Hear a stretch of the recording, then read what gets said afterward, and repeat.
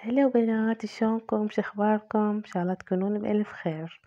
اليوم رجعت لكم بوصفة حلاوة الشعرية.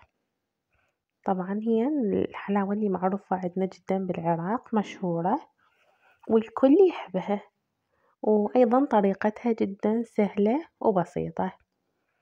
المكونات مثل ما شفتوا هنا عندي شعرية. طبعا هاي الشعرية أنا اللي استخدمها بالحلاوة تكون عش العصفور، يعني القطر مالتها كلش صغير يكون.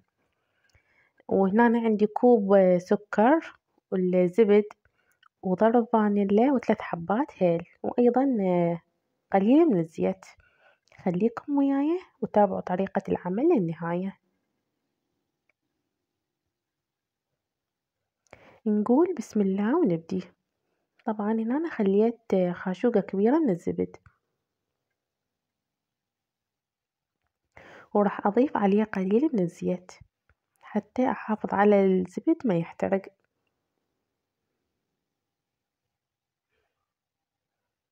أبدي أقلب بالزبد بهاي الطريقة.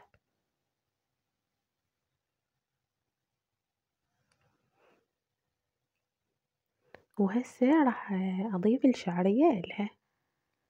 طبعا الشعرية أبدي أكسرها بهاي الطريقة وأخليها كلها. بعد ما خليت كل الكمية مال الشعرية اللي عندي راح أبدي أقلب بيها.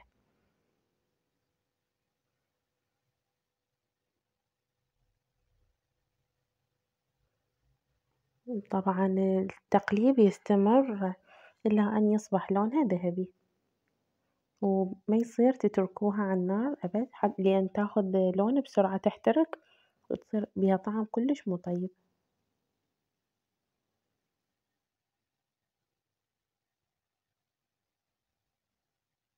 وبهاي الطريقة يكون التقليب.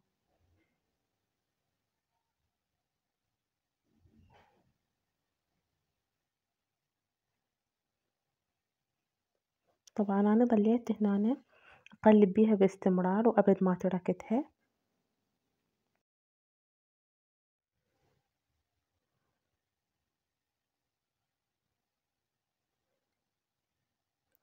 وهسه بدأ لونها يتغير.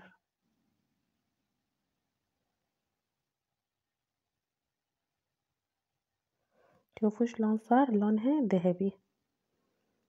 احنا هذا اللون اللي نريده، لكن انا ايش راح اسوي؟ راح اخليها تصير شوية اطوخ من هذا اللون، لان من راح اخلي لها المي راح يفتح اللون، يصير شوية افتح يطلع هذا اللون نفسه الذهبي. فلازم تخلون اللون شوية يصير اطوخ من الدرجة اللي تريدوها يعني.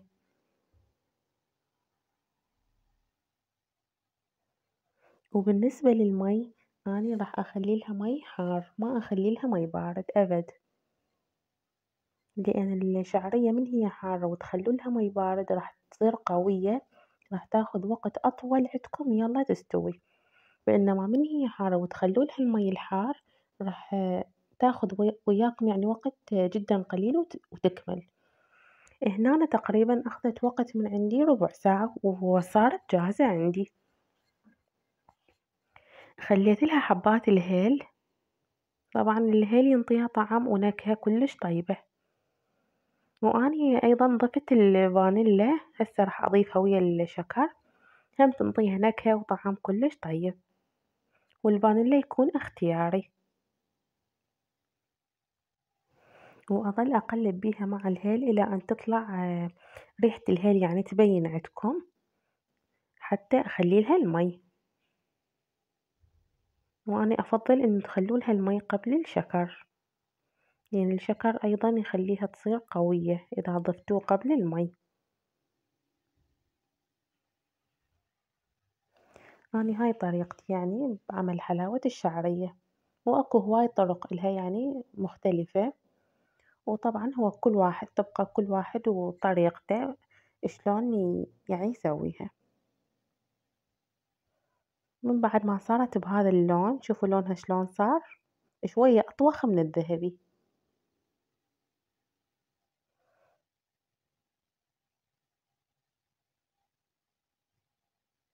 وأيضا هاي الحلاوة تنفعكم لشهر رمضان، بما أنه إحنا مقبلين على شهر رمضان المبارك. أيضًا طريقتها جدًا سهلة وبسيطة وما تاخذ وقت من عندكم يعني، بخلال ربع ساعة وتكون جاهزة وياكم.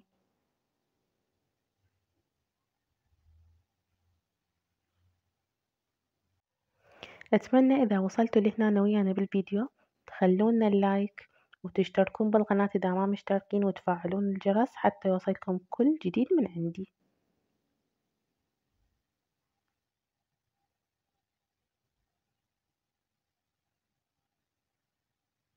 هسه هنا أنا راح أبدي أضيف لها المي، هذا المي يكون عندي حار.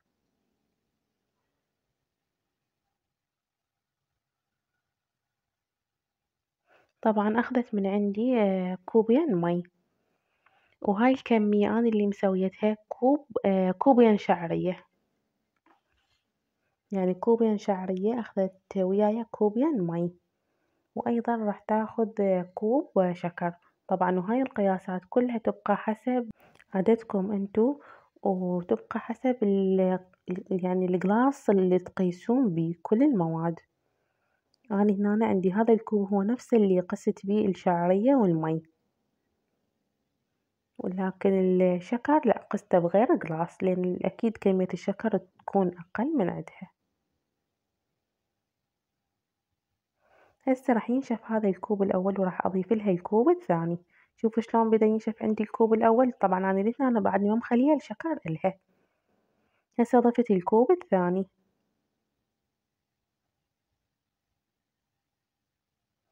وهم أبدي أقلب بيها إلى أني شوية يبدي يفور عندي المي، وأخلي لها الشكر والفانيلا. وبدأ المي يقل عندي، شوفوا شلون صار، والشعرية كلها استوت يعني ما بقت قوية أبد. هسه هنا راح أبدي أضيف لها كوب الشكر،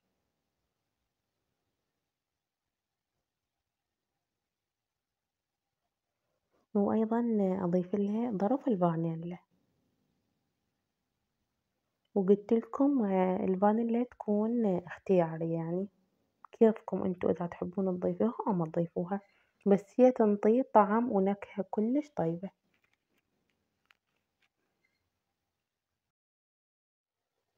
وهسه راح اقلب المكونات مع بعضها واتركها على النار الى ان يبدي ينشف المي اللي بيها كله.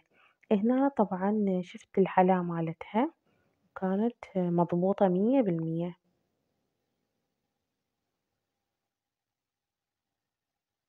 شوفوها شلونها ما شاء الله مبينة، يعني ناجحة ومضبوطة 100%. ما بقى لها إلا القليل وتكمل.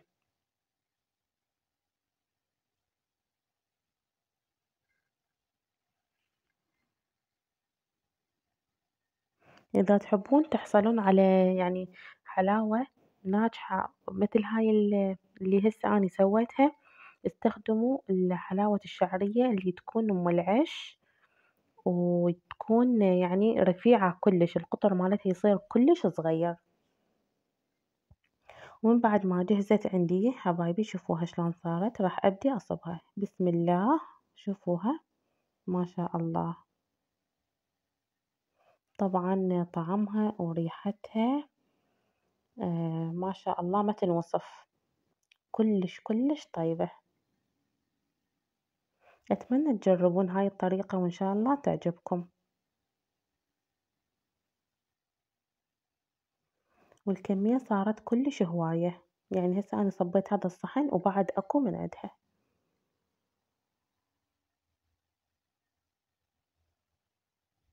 طبعا وبالنسبة للتزيين يكون حسب رغبتكم انتو، تحبون تخلوها هيجي أو تزينوها بأشياء بسيطة حسب راحتكم انتو.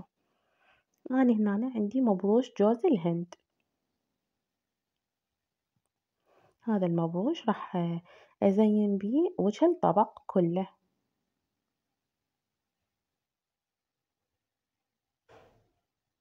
راح أخليها بهاي الشكل على الوجه. وهذا التزيين جدا سهل وبسيط، وأيضا ما ياخذ وقت من عندكم،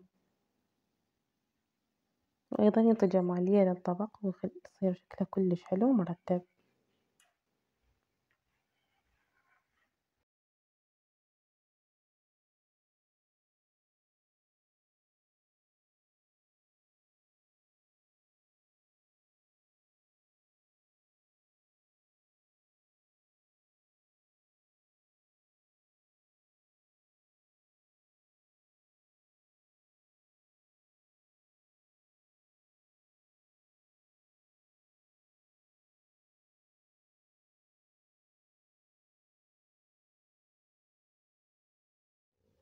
وهذا طبق الحلاوة صار جاهز ويانا. وصلنا إلى نهاية الفيديو، وأحب أقول لكم شكرا على المشاهدة، وسهمكم ألف عافية. إذا عجبكم الفيديو لا تنسون اللايك والاشتراك بالقناة.